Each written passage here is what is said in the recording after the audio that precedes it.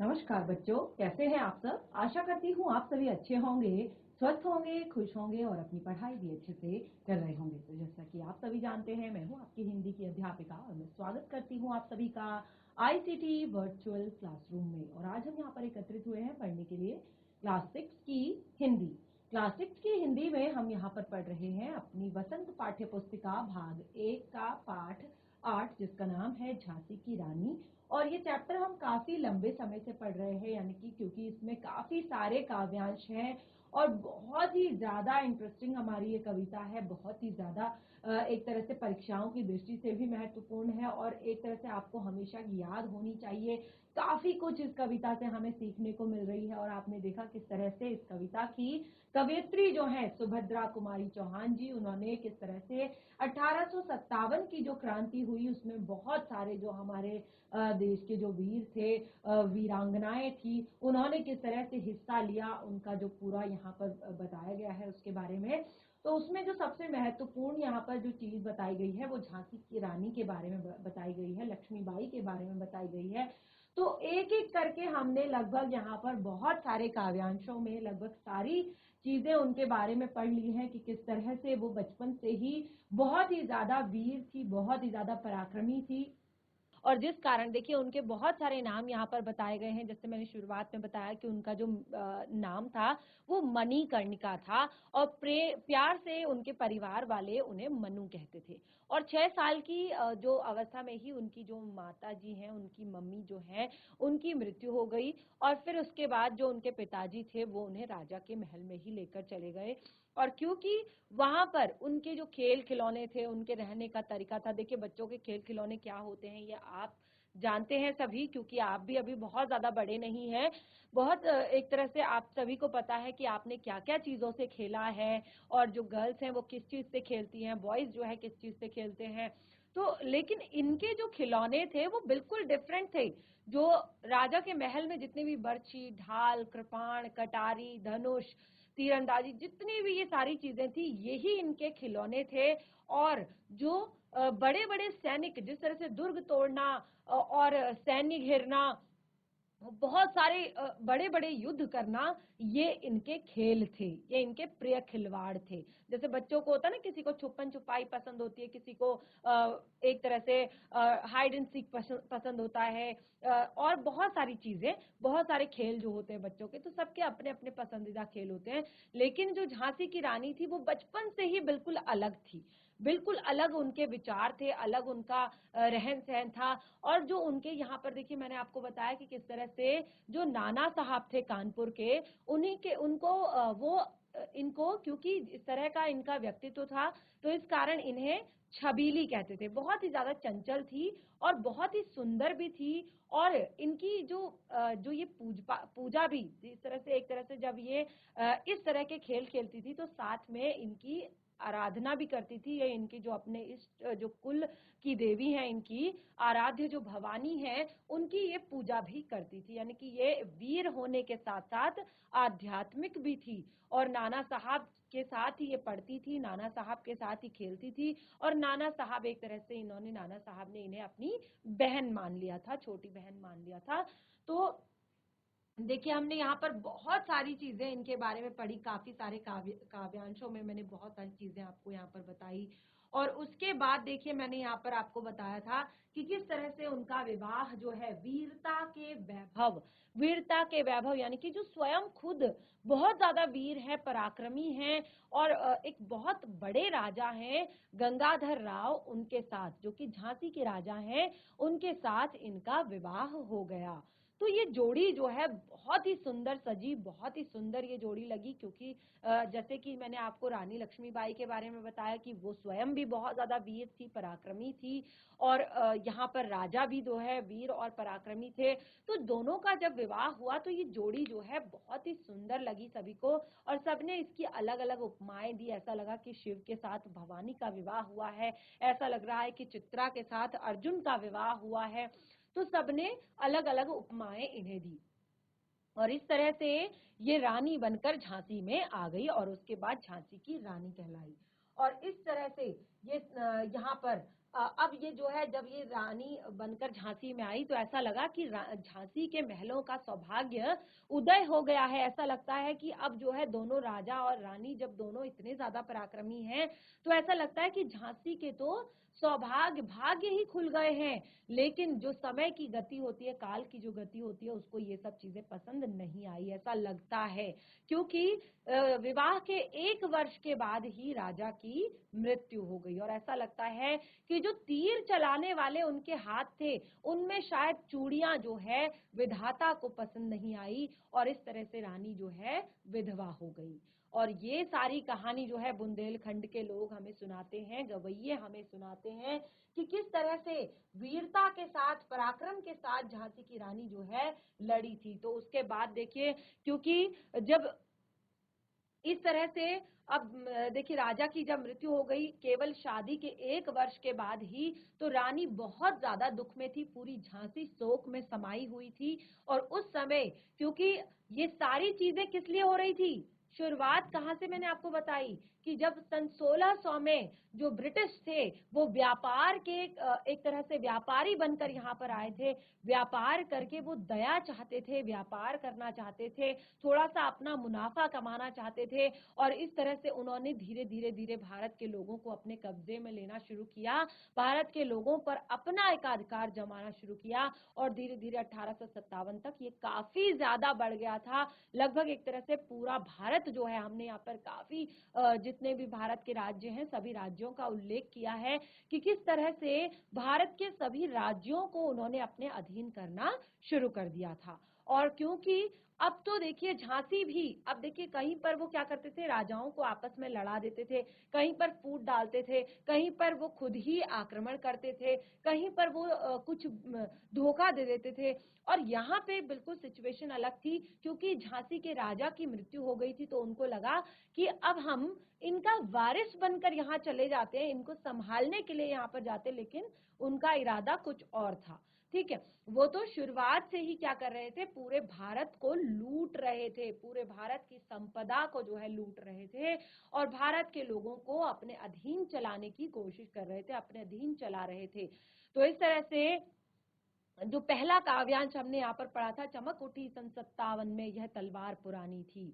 ठीक है, तो ये इसका मतलब क्या था कि जो सन 57 में ये जो जो क्रांति हुई, ये इसकी शुरुआत काफी पहले से हो गई थी, लेकिन ये जो ज्वाला थी अंदर ही अंदर जल रही थी, सब इसका विरोध कर रहे थे लेकिन सामने से नहीं, अंदर ही अंदर चल रहा था इसका विरोध। और ब्रिटिश को ये लग रहा था कि ये लोग कभी भी खुलकर हमारा सामना नहीं कर सकते, तो उनका जो है अत्याचार और ज्यादा बढ़ता जा रहा था।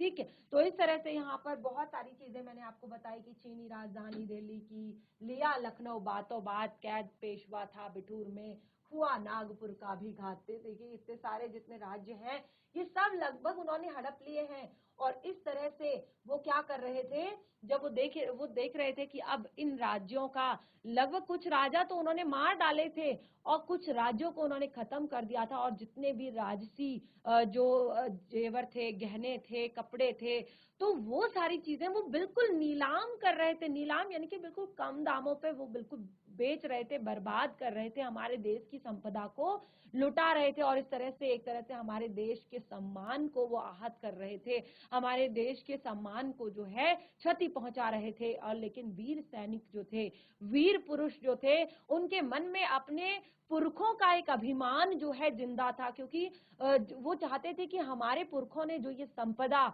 जो ये एक तरह से हमारे देश को जो सोने की चिड़िया बनाया है, जो इतनी धन संपदा जो है इकट्ठी की है, इसको हम ऐसे ही बर्बाद नहीं जाने देंगे। तो उन सब ने क्या किया, एक क्रांति का वहन किया उन्होंने, जिसमें रानी लक्ष्मीबाई रणचंडी का रूप धारण करके वो उतर गई युद्ध के मैदान में। और देखिए किस तरह से झांसी चेती, दिल्ली चेती, लखनऊ लपटें छाई थी, मेरठ कानपुर पटना ने भारी धूम मचाई थी, जबलपुर कोल्हापुर में भी अब कुछ हलचल उकसानी थी। तो इस तरह से रानी ने लगभग जो है जितने भी क्रांतिकारी थे सबने पूरे देश में जो है स्वतंत्रता की अलख जगाना शुरू कर दिया था। और इतने सारे देखिए यहाँ पर नाना धुंध पंत तातिया, चतुर अजीमुल्लाह सरनाम, अहमद शाह मौलवी, ठाकुर कुंवर सिंह सैनिक अभिराम, इतने सारे देखिए बहुत अलग अलग जगहों से सभी क्रांतिकारी जो है इकट्ठे हो रहे थे और अंग्रेजों के खिलाफ जो है विद्रोह की भावना लोगों के अंदर जगा रहे थे। और किस तरह से देखिए रानी ने फिर क्या किया, यहाँ पर इनकी गाथा छोड़ चले हम झांसी के मैदानों में, जहां खड़ी है लक्ष्मीबाई मर्द बनी मर्दानों में। तो यहाँ पर किस तरह से जो झांसी की रानी मर्द बनी मर्दानों में, यानी कि जितने भी जो अंग्रेज सैनिक हैं वो क्या है, सब पुरुष हैं और उनसे अकेली झांसी की रानी जो है लड़ रही है बिल्कुल उन्हीं के समान पुरुष की भांति ही पराक्रम के साथ, धैर्य के साथ, साहस के साथ युद्ध के मैदान में वो डटी हुई है। और ये कहानी हमने बुंदेलखंड के प्रत्येक व्यक्ति से सुनी है। तो देखिए जो लेफ्टिनेंट वॉकर आ पहुंचा आगे बढ़ा जवानों में, रानी ने तलवार खींच ली हुआ द्वंद आसमानों में। अब जो है जब युद्ध हो रहा था, जब रानी ने अब कमर कस ली थी, क्योंकि रानी इस तरह से अपनी झांसी को वीराना होता हुआ नहीं देख सकती थी। कुछ दिन तो वो रोई, कुछ दिन वो बहुत रोई, कुछ दिन वो बहुत शोक में डूबी रही, लेकिन अब शोक में डूबने के दिन नहीं थे, क्योंकि झांसी तो वीरानी हुई जा रही थी। झांसी को जो है ब्रिटिश जो है अपने अधीन कर रहे थे, उन्होंने अपना झंडा वहां पर टांग दिया था और इस तरह से अब रानी ने तो उनके खिलाफ लड़ना ही था। तो किस तरह से उन्होंने वॉकर के साथ युद्ध किया और ये देखकर जो है बहुत ज्यादा साहस और पराक्रम के साथ किस तरह से रानी लड़ी थी, वो पूरी कहानी बुंदेलखंड के प्रत्येक व्यक्ति के मुंह से हमने सुनी है। तो लास्ट सेशन में हमने यहाँ तक लगभग पढ़ लिया था और काफी अच्छे से समझ लिया था। जिन बच्चों ने क्लास अटेंड की होगी उन्होंने अच्छे से समझा होगा। अब देखिए यहाँ से हम आगे बढ़े थे। रानी बड़ी कालपी आई कर 100 मील निरंतर पार, घोड़ा थक कर गिरा भूमि पर गया स्वर्ग तत्काल सिधार। क्योंकि काफी ज्यादा एक तरह से लड़ चुका था घोड़ा और काफी ज्यादा थक चुका था घोड़ा, तो जब रानी कालपी पहुंची तो वहां आकर उनका घोड़ा जो है थक गया और भूमि पर गिर गया और तत्काल ही स्वर्ग सिधार गया। और वहां पर यमुना तट पर फिर से अंग्रेजों ने रानी से मुंह की खाई थी, रानी से हार उन्होंने खाई थी और रानी विजय होकर वहां से भी आगे बढ़ गई और ग्वालियर पहुंच गई। और देखिए क्योंकि विजय मिली पर अंग्रेजों की फिर सेना घिर आई थी। विजय तो मिल चुकी थी, ग्वालियर पहुंच गई थी, अंग्रेजों के मित्र सिंधिया ने छोड़ी राजधानी थी। जो सिंधिया थे उन्होंने अंग्रेजों के डर से अंग्रेजों के साथ मित्रता कर ली थी। देखिए उस टाइम पे क्या हुआ था, उस टाइम पे काफी जो लोग थे भारत के, कुछ लोगों ने विरोध किया, कुछ लोग जिन्होंने विरोध किया या तो वो मारे गए, उनको सजा दे दी गई, या फिर उनको एक तरह से उनको बिल्कुल खत्म कर दिया गया। और जो लोगों ने उनसे मित्रता कर लिया, जो चुप होकर रहने लगे, जो उनके अधीन होकर काम करने लगे, उनको छोड़ दिया गया। और कुछ ने क्या किया अपने फायदे के लिए, यानी कि ये हमें मारे ना, हमको इसी तरह से राज्य एक तरह से राज्य करने दे, तो उन्होंने क्या कर लिया, अंग्रेजों से मित्रता कर ली। तो सिंधिया जो थे वो अंग्रेजों के मित्र बन चुके थे। विजय मिली पर अंग्रेजों की फिर सेना घिराई। जो सिंधिया था उसने राजधानी तो छोड़ दी थी, रानी को विजय प्राप्त हो गई थी, लेकिन अंग्रेजों की सेना फिर से घिराई, क्योंकि अंग्रेज जो थे वो भी काफी ज्यादा अब तक देखिए पूरे भारत को अपने अधीन कर चुके थे, तो काफी सारी चीजें उनके पास थी और बहुत सारे हथियार ऐसे थे कि जो भारत के पास नहीं थे या भारत के राजाओं के पास नहीं थे, और काफी ऐसे घोड़े थे जो भारत के जो राजा थे उनके पास नहीं थे, क्योंकि अंग्रेजों ने सब कुछ लगभग छीन लिया था। और एक तरह से अब के जनरल स्मिथ सन्मुख था, उसने मुंह की खाई थी, काना और मंदिरा सखियां रानी के संग आई थी, युद्ध क्षेत्र में उन दोनों ने भारी मार मचाई थी। तो देखिए कितनी सुंदर पंक्तियां हैं आगे की, ध्यान पूर्वक सुनने का प्रयास कीजिएगा। विजय मिली पर अंग्रेजों की फिर सेना घिर आई थी। यूं तो रानी को अब तक काफी विजय मिल चुकी थी, रानी ने बहुत सारे अंग्रेज शासकों को हरा दिया था, लेकिन फिर से जो उनकी सेना घिराई, और अब के जो उनका जो सेना नायक कह सकते हैं वो जनरल स्मिथ था, और उसने भी रानी से मुंह की खाई, यानी कि वो भी रानी से हारा था, क्योंकि रानी अकेली नहीं थी, रानी के साथ उनकी 2 सखियां थी, काना और मंदरा। रानी के साथ आई थी ये युद्ध से क्षेत्र में, और इन्होंने यहाँ पर भारी मार मचाई थी, यानी कि इन्होंने भी उतने ही पराक्रम के साथ, उतने ही साहस के साथ, उतने ही धैर्य के साथ रानी के साथ इस युद्ध क्षेत्र में वो अंग्रेजों के खिलाफ डटी रही थी, और बहुत सारे अंग्रेज सैनिकों का नाश भी उन्होंने कर दिया था। तो आप देख सकते हैं, क्योंकि रानी का घोड़ा जो है मारा जा चुका है और रानी अब घिर चुकी है अंग्रेजों से, तो क्या होता है आगे देखिए। पर पीछे ह्यूरोज आ गया, हाय घिरी अब रानी थी। देखिए, जो हम पहले जो शासक आया था, यहाँ पर हमने क्या पढ़ा था कि अब के जनरल स्मिथ सन्मुख था, उसने मुंह की खाई थी। जनरल स्मिथ जब आया तो वो भी रानी से हार गया, लेकिन पीछे से अभी युद्ध चल ही रहा है और पीछे से जो है वो ह्यूरोज आ गया, और उसने क्या किया, ह्यूरोज ने देखिए इस तरह से, रानी घिर चुकी थी, अब चारों तरफ से अंग्रेजों से घिर चुकी थी, और क्या कहा कि हाय गिरी अब रानी थी, बुंदले हर बोलों के मुंह, हमने सुनी कहानी थी, खूब लड़ी मर्दानी वह तो झांसी वाली रानी थी। तो देखिए आगे रीडिंग कौन करेगा, फटाफट हैंड रेज करेंगे। रीडिंग कौन करेगा, जीआईसी रीठा खाल, जीआईसी बरम, कौन करेगा आगे रीडिंग, फटाफट हैंड रेज करेंगे।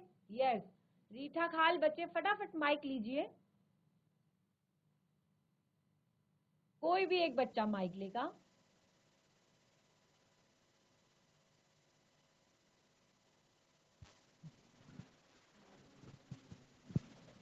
Good morning ma'am. Very good morning. Class 6 के बच्चे हैं आप? जी मैम। यस।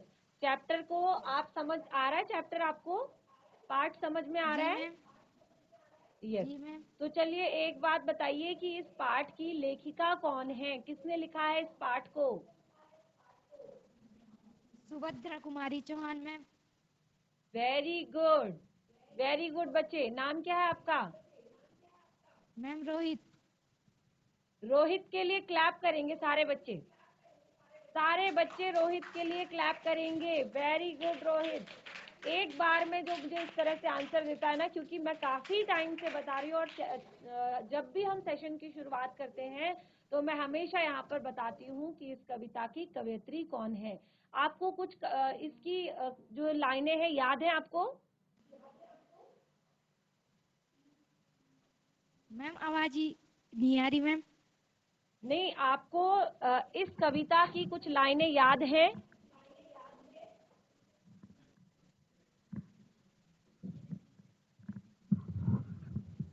बच्चे मुझे मेरी आवाज आ रही है वहां से। जी मैम। चलिए कोई बात नहीं। तो ये भी मैंने आपको हर बार होमवर्क में दिया था कि आप लोगों को इस कविता के काव्यांशों को देखिए, क्योंकि काफी सेशन से हम इस चैप्टर को पढ़ रहे हैं और बहुत ही इंटरेस्टिंग है हमारी ये कविता। तो मैं इसको कहती हूँ कि आप हर रोज लगभग 2-2, 3-3 काव्यांश जो है अच्छे से याद करेंगे, अच्छे से पढ़ेंगे। तो चलिए, कहाँ पर पढ़ रहे थे अभी हम? रीडिंग करना स्टार्ट करेंगे वहां से आगे। बिल्कुल सस्वर पाठ करेंगे, स्वर के साथ पाठ करेंगे। तो भी रानी मार काट कर चलती बनी सैन्य के पार, किंतु सामने नाला आया था यह संकट विषम अपार। घोड़ा अड़ा नया घोड़ा था, इतने में आए गए सवार। रानी एक शत्रु बहुतेरे, होने लगे वार पर वार। घायल होकर गिरी सिंहनी, उसे वीर गति पानी थी। बुंदेले अरबोलों के मुंह, हमने सुनी कहानी थी। खूब लड़ी मर्दानी तो झांसी वाली रानी थी। तो देखिए क्या यहाँ पर हमने पढ़ा। बैठ जाइए बच्चा, माइक को रेडी रखिएगा, इसके बाद बाकी बच्चे पढ़ेंगे, ठीक है?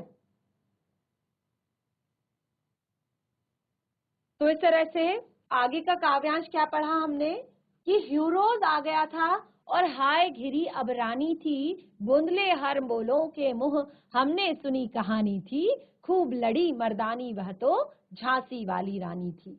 तो इस तरह से हमने आगे, जब ह्यूरोज आ गया, अब रानी जो है घिर चुकी थी, लेकिन फिर भी तो भी तो भी रानी मार काट कर चलती बनी सैन्य के पार। जो सैनिकों का घेरा था सबको मारती हुई काटती हुई सैन्य के पार जो है निकल गई, किंतु सामने नाला आया यह था संकट विषम अपार।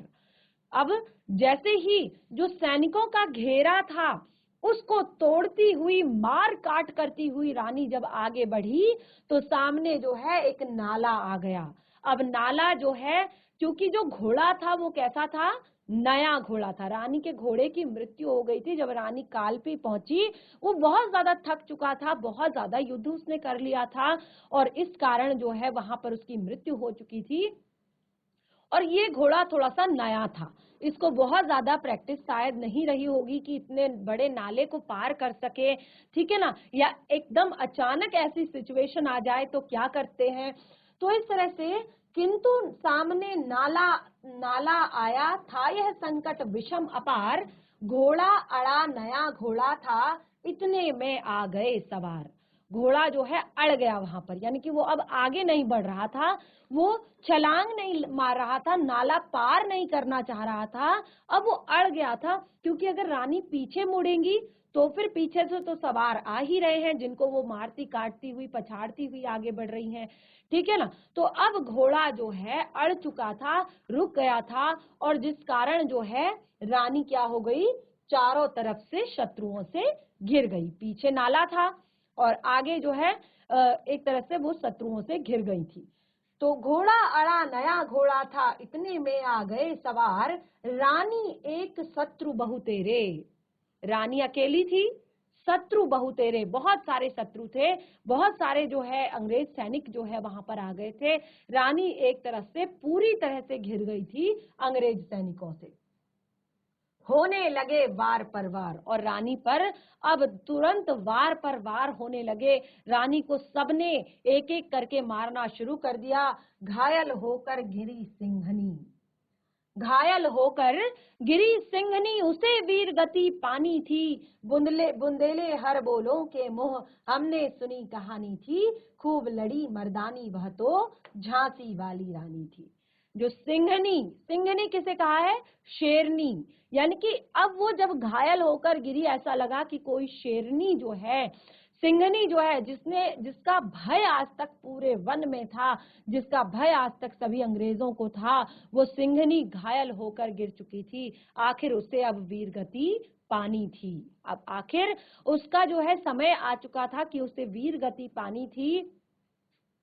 बुंदेले हर बोलों के मुंह हमने सुनी कहानी थी, खूब लड़ी मर्दानी वह तो झांसी वाली रानी थी। और इस तरह की कहानी बुंदेलखंड के प्रत्येक व्यक्ति, प्रत्येक गवैये से हमने ये कहानी सुनी है कि किस तरह से इतने ज्यादा पराक्रम, इतने साहस के साथ अंग्रेज सैनिकों से पुरुष की भांति वो लड़ी थी। आगे की जो पंक्तियां हैं, हैंड रेज करेंगे, हाथ खड़ा करेंगे, ऐसे आवाज आ रही है तो यस। अभी कोई भी एक बच्चा माइक लेगा फटाफट। जीआईसी बरम,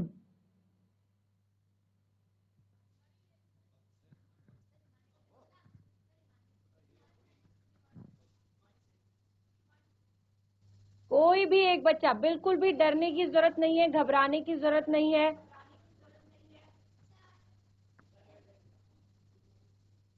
थोड़ा सा फ्रंट में आ जाइए बच्चा। वेरी गुड मॉर्निंग, थोड़ा सा फ्रंट में आ जाइए। यस, क्लास 6 के बच्चे हैं आप?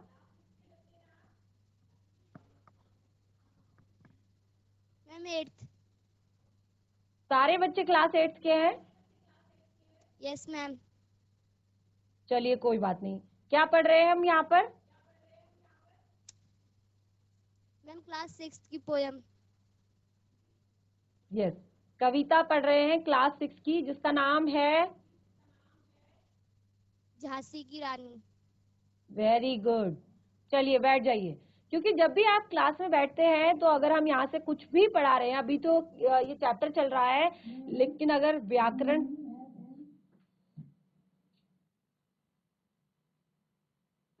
अगर व्याकरण से जुड़ा हुआ भी कोई चैप्टर पढ़ा रहे हैं या कुछ भी अगर पढ़ा रहे हैं तो आपको वो जरूर पढ़ना चाहिए, ध्यान देना चाहिए, ठीक है बच्चे।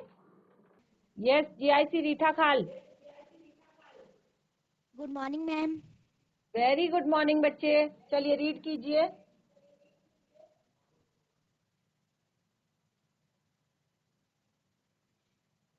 रानी गई सिधार, चिंता अब उसकी दिव्य सवारी थी।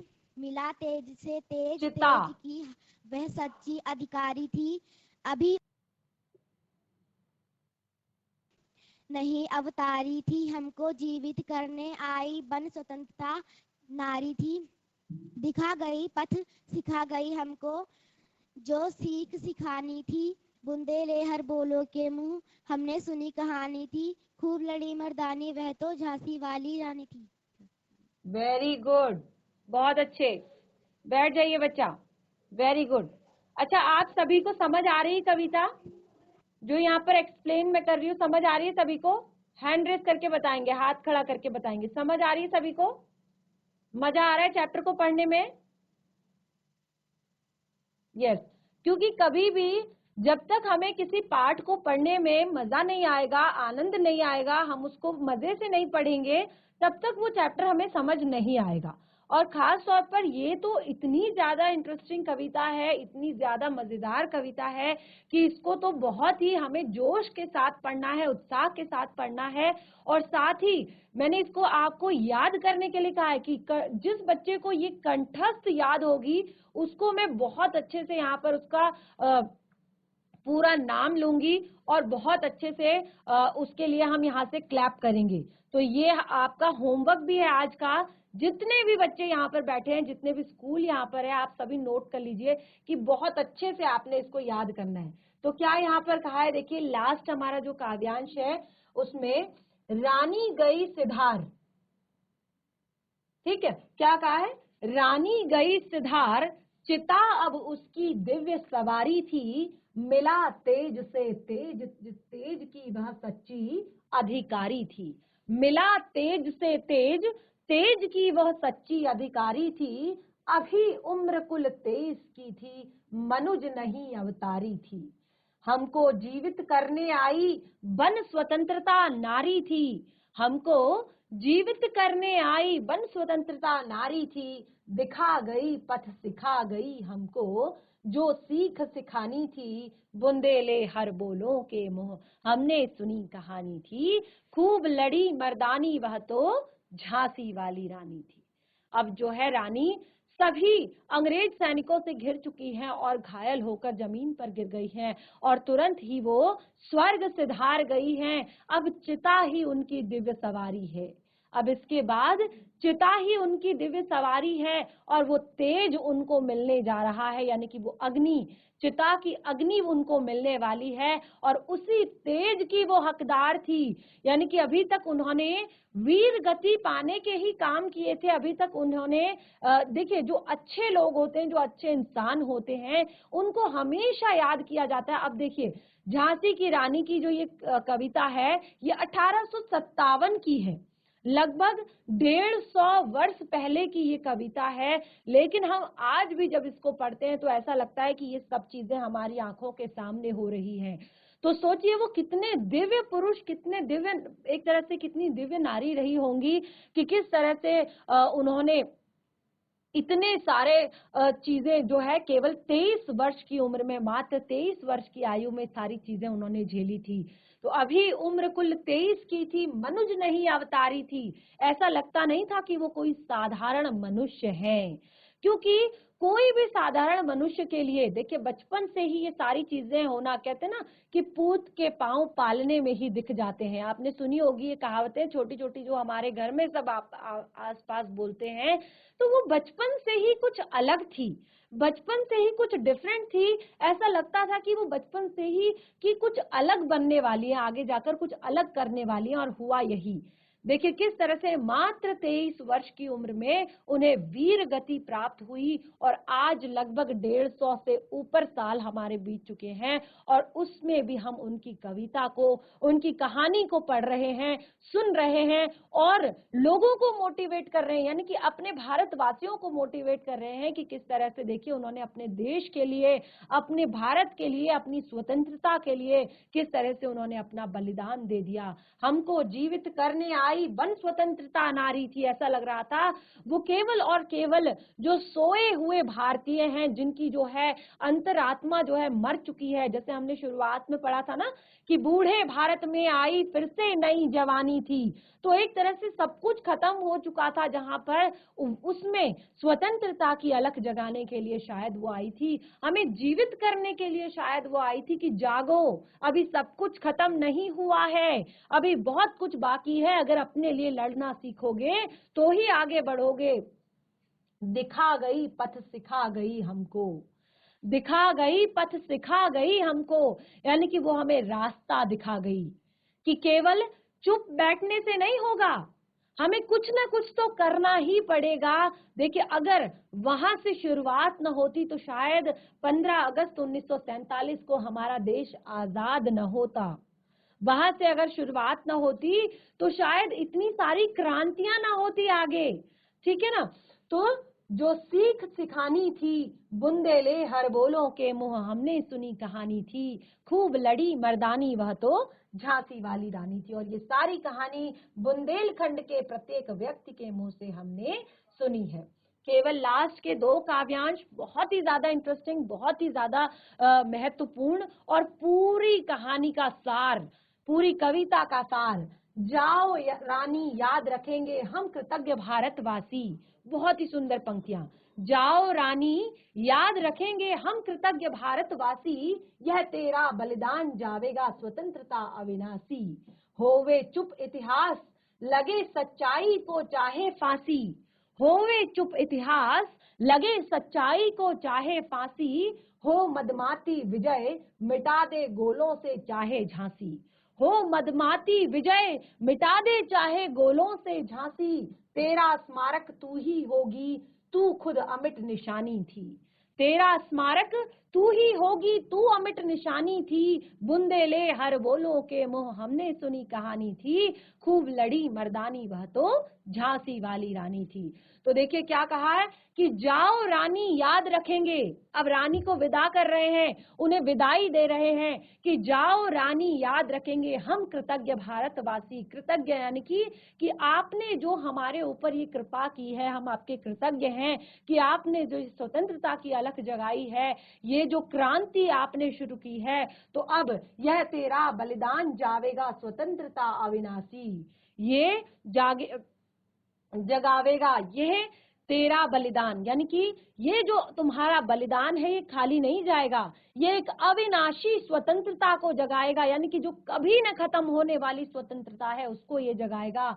चुप होवे इतिहास, चाहे ये सारा इतिहास खत्म कर दिया जाए, चाहे पूरे इतिहास को चुप करा दिया जाए, लगे सच्चाई को चाहे फांसी। और ये तो होता ही है कि चाहे आज का समय हो चाहे कभी हो, लोग जो है सच नहीं बोलते हैं, तो चाहे सच्चाई को फांसी क्यों न लग जाए, हो मदमाती विजय मिटा दें गोलों से चाहे झांसी, चाहे ये अंग्रेज विजय की खुशी में गोलों से चाहे झांसी को क्यों ना मिटा दें, यानी कि आपके पूरे स्मारक को चाहे ध्वस्त क्यों ना कर दें, कि तेरा स्मारक तू ही होगी, यानी कि आपको जानने के लिए, आपको समझने के लिए, ये वीरता, आपके पराक्रम, आपके साहस को समझने के लिए हमें किसी भी झांसी के स्मारक की जरूरत नहीं है, क्योंकि आपका स्मारक तो आप खुद ही हैं, यानी कि आपको हम आपसे ही याद करेंगे, किसी झांसी की कोई महल से नहीं, किसी भी बिल्डिंग से नहीं।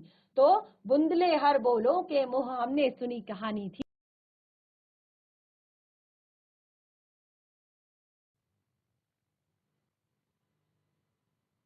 झांसी वाली रानी थी। तो इस तरह से हमने ये पूरी कहानी जो है बुंदेलखंड के प्रत्येक व्यक्ति के मुंह से सुनी है, और आज हमारी कविता यहाँ पर पूरी तरह से कंप्लीट हो चुकी है। बहुत ही अच्छे से हमने इसे पढ़ा, समझा, और साथ ही इसका पूरा व्याख्यान भी यहाँ पर आपको दिया। अब इस पाठ से जुड़े हुए प्रश्न उत्तर हैं जिन्हें हम अपने नेक्स्ट सेशन में कंप्लीट करेंगे। होमवर्क आप सभी को पहले ही मैं बता चुकी हूँ। तो इस तरह से आज का सेशन हमारा यहीं पे समाप्त होता है। तब तक के लिए धन्यवाद। आपका दिन शुभ हो।